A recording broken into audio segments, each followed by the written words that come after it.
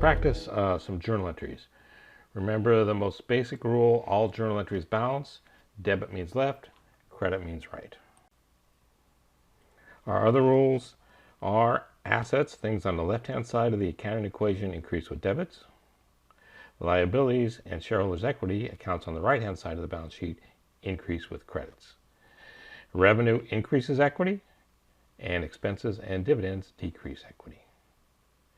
Or you can draw this little chart up and remind yourself that assets increase with debits. That's easy to remember because assets are on the left-hand side of the balance sheet and debit means left.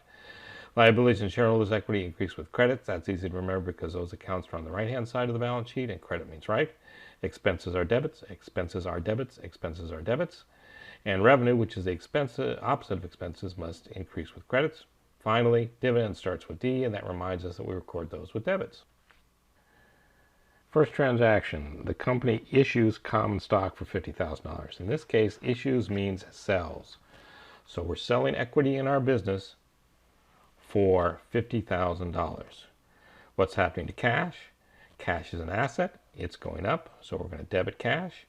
And shareholders' equity is going up, so we're going to credit common stock. Notice dollar amounts of debits equals the dollar amounts of credits. We debit and credit specific account titles. And in this case, we're going to pretend like we sold the stock at par value. If we sold it for more than its par value, which is a meaningless number, we'd have an extra credit over here for additional paid-in capital. And the only place that we use sentences or phrases is in the memo section. That's kind of like a comment section to remind ourselves or the next person exactly what happened. Next, the corporation buys some land for $40,000. Land is an asset. It increases with debits. Cash is an asset. It increases with debits, which means it must decrease with credits. So let's pretend like that happened on April 2nd.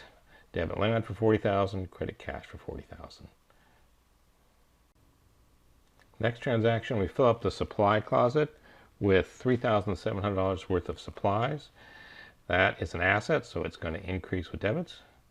But we're not going to pay now, we're going to pay later. And since we don't sign a note, if we signed a note, that would be called a note payable. Since we don't sign a note, that's called an account payable. Any account that has the word payable in it is a liability account and increases with credits. So we're going to debit supplies for $3,700 and credit accounts payable for $3,700. Again, we put the date out here.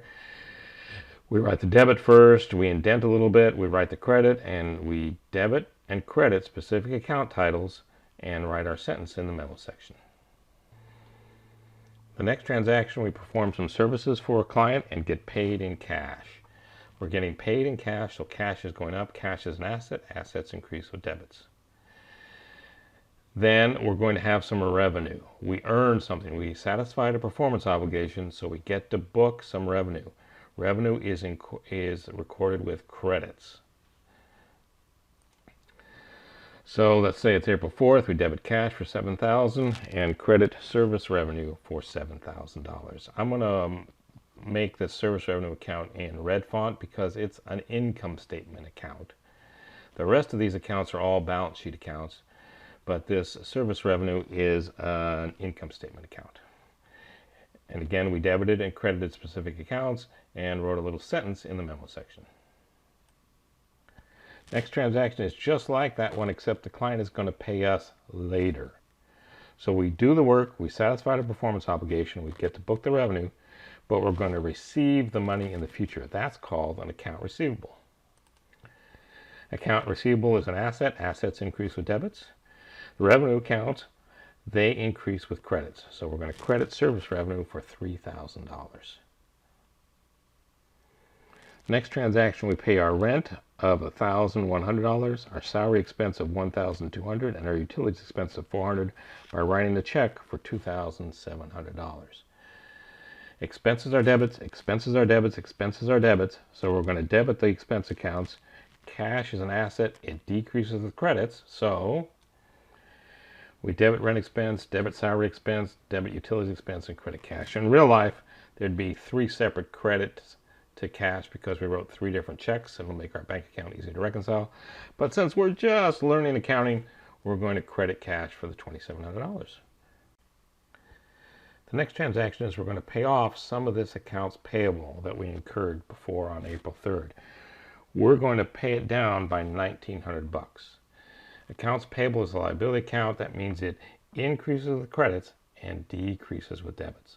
So we're going to debit accounts payable for $1,900 and credit cash. Cash is an asset, and cash, it decreases with credits for that same $1,900. So we debited accounts payable and credited cash and made a little memo down here to remind ourselves what we just did. On April 8th, our major stockholder remodels his house. Since that's a personal transaction and not a business transaction, there's nothing for us to record with a journal entry on our company's books. On the next transaction, the customer from April 5th pays us the $1,000. So our cash is going to go up by $1,000. We're going to debit cash for $1,000, and this accounts receivable is going to decrease. Assets increase with debits and decrease with credits. It's going to decrease by that same $1,000. There's the date, there's the accounts, and there's our little memo to ourselves. On April 10th, we sell some of that land that we bought. We sell it for $22,000, which is exactly what it cost us. So why don't you pause this video and see if you can create the journal entry where we sell that land for $22,000, which is exactly what that land cost us.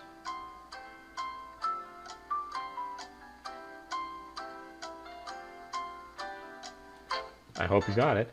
Cash is an asset, so it increases with debits. We debit cash for $22,000. Land is an asset, so it decreases with credits, so we credit it for $22,000.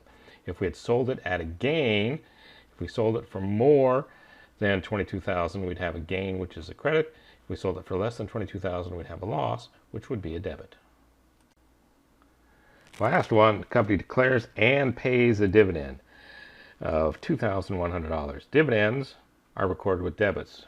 Dividends are recorded with debits. Cash is decreasing with a credit. Normally what would happen in the real life, we would have a dividends payable liability, but in this instance, because we're just learning accounting, we're going to declare and pay the dividend on the same date. So we debit dividends and credit cash for $22,000 and make a little note to ourselves that we declared and pay the dividends. And that's all there is to journal entries.